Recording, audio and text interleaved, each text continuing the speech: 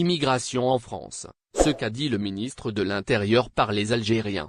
Comme cela est prévu depuis des mois, le ministre du Travail, Olivier Dussopt et le ministre de l'Intérieur français Gérald Darmanin ont évoqué le projet de loi sur l'immigration, lors du Conseil des ministres qui a eu lieu à l'Élysée hier, le mercredi 1er février 2023, une réunion au terme de laquelle Gérald Darmanin, le ministre de l'Intérieur, et Olivier Dussopt, le ministre du Travail, ont pris la parole pour présenter et défendre le texte. Il ne s'agit pas d'être contre ou pour l'immigration mais de la contrôler, a d'abord fait valoir Gérald Darmanin. Nous voulons une immigration choisie, a-t-il résumé, évoquant sa volonté de voir plus d'immigrés économiques mais moins de regroupements familiaux. Les trois défis du projet de loi de l'immigration de Darmanin. De plus, Darmanin a évoqué les trois défis que son projet de loi entendait traiter. Le premier d'entre celui de la simplification de la gestion administrative de l'immigration et des demandes d'asile. Le second défi est celui de l'ordre public. Pour le relever, Gérald Darmanin veut être méchant avec les méchants, mais aussi pouvoir expulser plus facilement les étrangers ayant commis des actes graves. Le troisième défi évoqué par le ministre de l'Intérieur français, est celui d'une intégration nécessaire des immigrés, une intégration par le travail et les valeurs. Et pour ce, Gérald Darmanin a indiqué que son projet de loi prévoyait d'installer un examen de français obligatoire pour les titres de séjour long et la signature, obligatoire par les demandeurs d'un titre de séjour d'un document attestant qu'ils entendent respecter un corpus de valeurs. Précisant qu'en cas de non-application des dites valeurs, il sera possible de lui retirer son titre de séjour des bagages transportés sur les toits des véhicules saisis au port d'Alger. Des bagages appartenant à des passagers ayant fait la traversée Marseille-Alger, à bord du navire de la compagnie maritime Corsica Linea, ont été saisis par les agents de la douane au niveau du port d'Alger sur Française. C'est ce qu'ont fait savoir en effet des voyageurs qui étaient nombreux à se manifester sur les réseaux sociaux.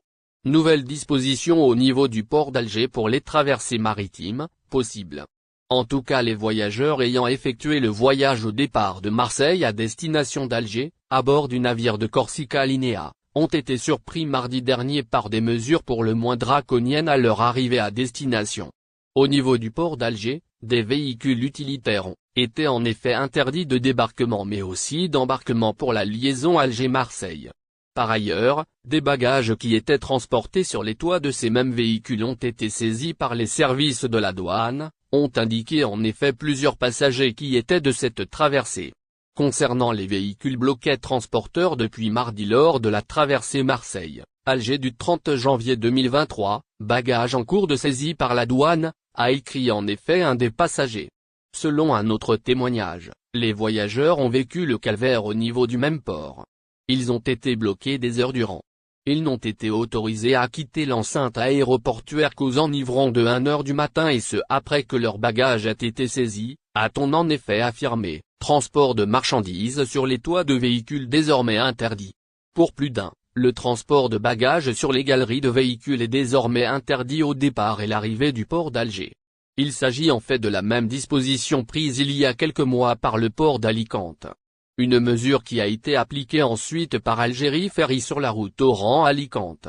L'entreprise nationale de transport maritime de voyageurs informe son aimable clientèle que pour des raisons de sécurité, il est interdit de charger en marchandises le toit de leur véhicule, avait fait savoir la compagnie maritime nationale dans un communiqué publié dimanche 30 octobre sur sa page Facebook. Sans papier, OCTF, titre de séjour, ce que contient le projet de loi sur l'immigration. Le projet de la nouvelle loi sur l'immigration en France fait débat depuis plusieurs semaines dans le pays. Discuté mercredi 1er février en Conseil des ministres, le projet qui comporte 27 articles, s'articule essentiellement sur 4 volets essentiels, expliquent des sources médiatiques françaises l'ayant consulté. Cela fait plusieurs semaines que le projet portant la nouvelle loi sur l'immigration fait parler de lui en France. Les débats sur le sujet ont été lancés en effet l'automne dernier après que le ministre de l'Intérieur Gérald Darmanin et son homologue du Travail aient donné les grands axes du projet. Celui-ci qui a été présenté en Conseil des ministres mercredi 1er février, est composé de 4 aspects essentiels, expliquent des organes de presse français. Le projet propose ainsi des facilitations pour l'exécution des obligations de quitter le territoire français, OQTF, une réforme structurelle du droit d'asile, la régularisation des sans-papiers ainsi que le conditionnement de l'octroi des titres de séjour.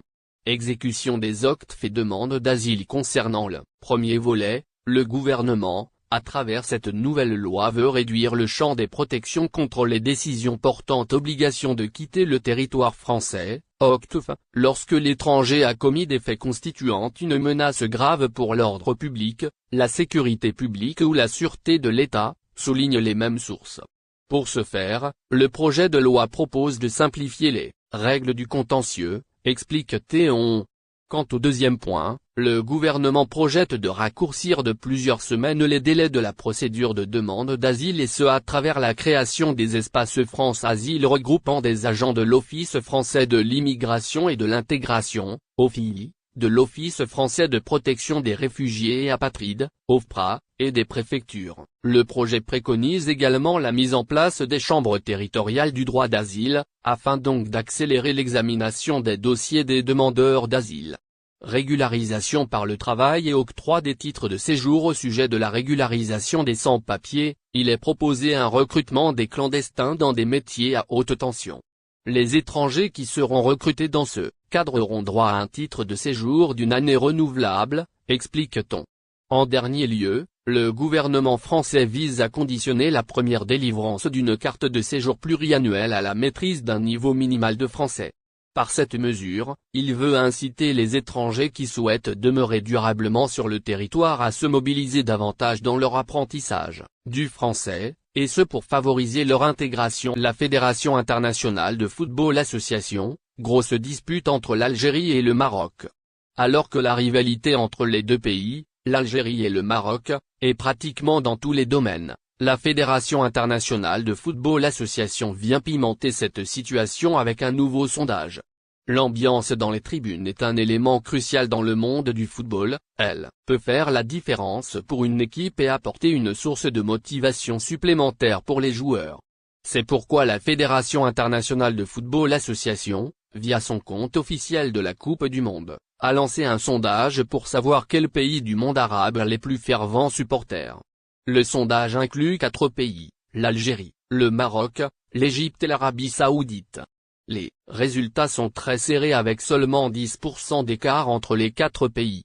Pour le moment, l'Égypte est en tête avec 32% des voix, suivi de près par l'Arabie Saoudite avec 24%. N'oubliez pas, abonnez-vous à notre chaîne Olive News et activez les notifications pour recevoir nos publications en temps réel.